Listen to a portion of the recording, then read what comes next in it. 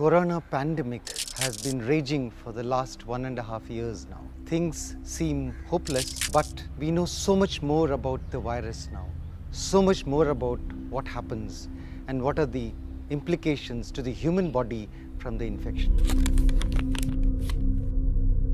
But look at the first symptom that happened. And the first symptom that happened may be sore throat, irritation in the throat, cough, fever, body ache, headache. Occasionally loose motions also. But any or all of these are possible.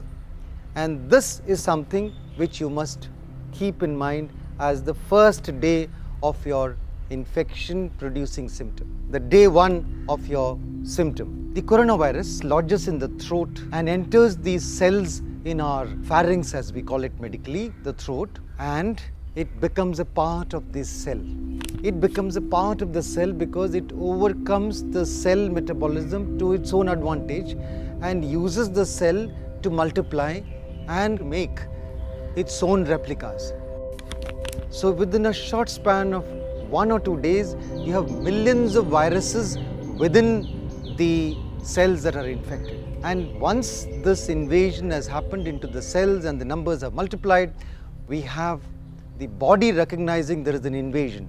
The body then fights.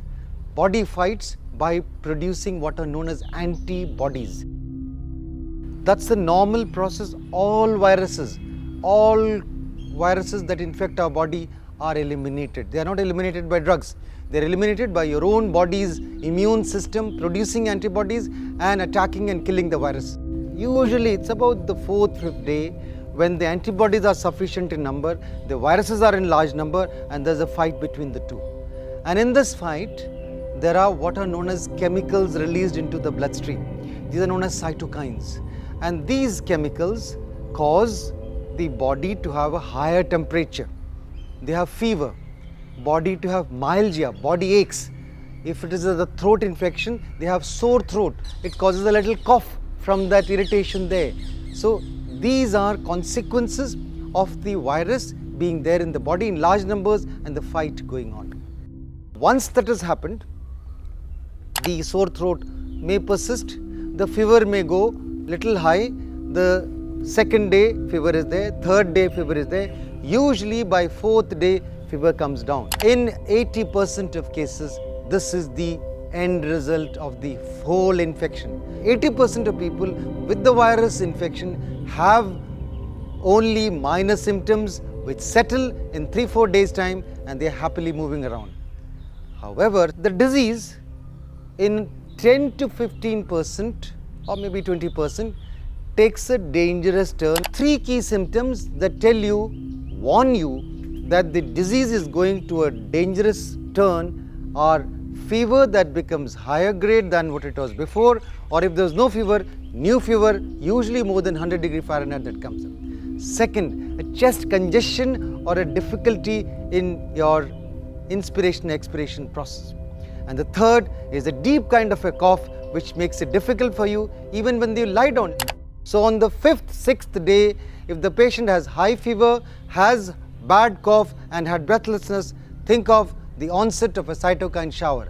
And you have to prevent this at this stage, from the shower to become a storm, to prevent the cytokines from being released in large numbers. The steroid that we give either orally or parenterally, and that will prevent the cytokine shower becoming a big storm and causing the devastating consequences that we are seeing. So 2 key medicines that we have to do at this stage are the anticoagulants combined with the steroids. But remember, steroids are not to be taken lightly. Anticoagulants are not to be taken lightly. So do not do this on your own. Do it on the recommendation of a physician. You would have managed the storm from happening, managed the worsening of the disease, and most patients have a good outcome. Normal human being has 2/3 of the lungs as reserve capacity lung. They're designed like that. So if you tell the patient to sit at home and wait till it starts dropping, you will have damaged your lungs to more than 2/3 of its normal functioning ability before your saturation drops. Then you rush to the hospital, then you have to be on oxygen, and invariably you go on to the ventilator. That's a catastrophic outcome. Don't wait for that. Don't sit at home with this digital sensor. Steroids suppress immunity, so you can cause infection. So when you started the steroids on the 5th day or 6th day, dramatically they become better. Oh, their fever is gone next day. Their cough is better. They feel better. They are stronger. They are okay, especially in the elderly, especially those with poor immunity. By around 4th day of steroids, they start having fever again. Oh, no, virus has come back. It's not the virus that has come back. Because the immunity is suppressed, the normal bacteria in our lungs, they attack our body and cause pneumonia. This time it is bacterial pneumonia. So this phase of infection is a bacterial infection which needs to be covered with antibiotics. So the key message that I am going to give you are very clear. When you think you are positive, if your symptoms are fitting, in consultation with the doctor, you have to manage it like that. So don't go by that, go by the first symptom. If you're asymptomatic after 5 days, be happy, you're a corona warrior. Once the dangerous turn is identified, then you treat it and prevent the cytokine storm by giving steroids and anticoagulants. Steroids for 10 days and anticoagulants for 3 weeks based on consultation with your doctor to prevent complications from both these drugs. Both are dangerous drugs, need to be under supervision only. So with this understanding of timelines, first symptom, first 5 days, nothing other than maybe some vitamins to supplement yourself and nothing else. No role of antibiotics in the first 5 days, antibiotics only in the last days of the second 5-day period. And once you've got that clear, you can avoid going to a hospital, you can manage at home in consultation with the doctor without having the serious consequences. Your need for hospitalization comes when you missed the bus of recognizing the red flags of the dangerous turn of autoantibodies attacking the blood vessels.